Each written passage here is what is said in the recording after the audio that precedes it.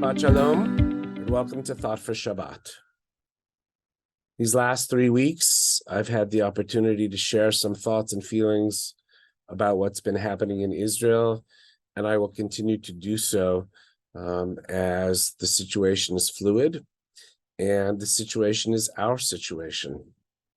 What happens in Israel affects all of us here.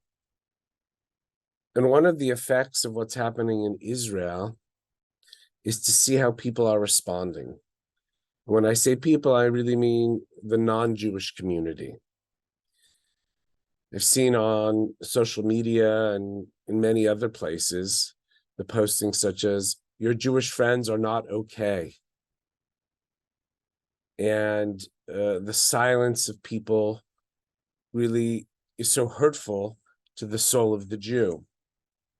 Now, that being said, I want to first acknowledge how many non-Jewish friends and family have taken the time to really understand the pain our community is in, who have reached out and said, "I know this is not a political issue, although there are political issues to be sure, but this particular event of October 7th hurts to the core of the Jewish person." We are all connected, less than 6 degrees of separation, I can assure you that. Our Jewish friends in Israel and all of us here in America. And our non-Jewish friends recognizing those familial ties is really important. And it has been uplifting and meaningful. On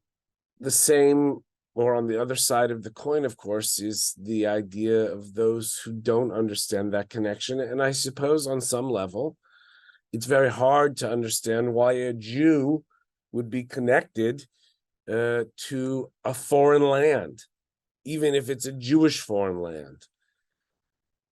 But Israel has been part of our history since the beginning. For 3,000 years, we have been an indigenous people to that space and land. And even though we in America don't live there, we're still connected to it in the most real and powerful ways. There is the underlying idea that we need to ask and explore of why many in the world, particularly on college campuses, but really all over the world, don't really get that connection, don't really understand the depth of the pain of the Jew, no matter where he or she is. I have theories on it. I haven't decided whether to publicize those theories just yet. But I will say that it feels very isolating. It feels that sometimes we Jewish people are alone in the world. And here's what I'd like to say. Even if that's true, and I'm not sure yet, but it feels that way, we have each other. This is not the first time our Jewish community has experienced such horror and such evil. Even while some in the world deny it or are duplicitous about it or don't acknowledge it for what it is, we have each other.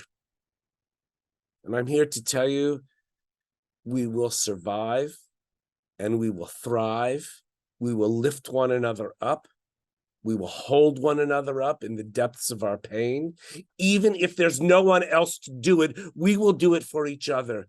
And we will succeed as we have done time and time again. Ain't nobody going to push us around. And if you don't acknowledge my pain, that's a pain I'll have to live with. But I will do what I know how to do. And that is lift my people up, hold my people close, celebrate our faith with full heart and joy. Because all the terrorist wants is for us no longer to be Jewish and no longer to exist on the face of this earth. We will not give them that satisfaction. And the world can care or not care, but we Jews are survivors. We're hopeful, we're optimistic. The last several weeks, I should say, I have been sad and depressed, angry. This week, I feel motivated. I feel motivated to lift our community even higher, hold each other with such compassion and love and strength as we navigate this existential moment for our faith and for our community. We will get through it. And when we're on the other side, we're going to be even better than where we were. We will come together in ways people will not even recognize. And again, we will create. Again, we will bring goodness to this world, even if the world doesn't give us the benefit of the doubt. We will do good in this world. And I'm looking forward to holding us together with you through this pain, through this valley of the shadow of darkness.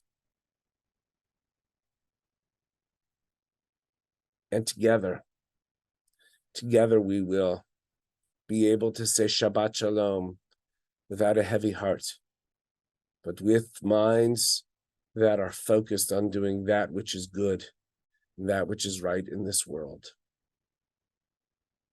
Please join us tonight for One Voice Shabbat. Join us tonight as we celebrate. Our theme was going to be vacation songs, and we could use a vacation from the events of this past month. But we are going to focus the service certainly on music, but a little less on vacation music and really on spiritual music that will lift us in this tough time and take us to that promised land of togetherness, of being one with one another. Shabbat Shalom. Join us at 7 o'clock tonight.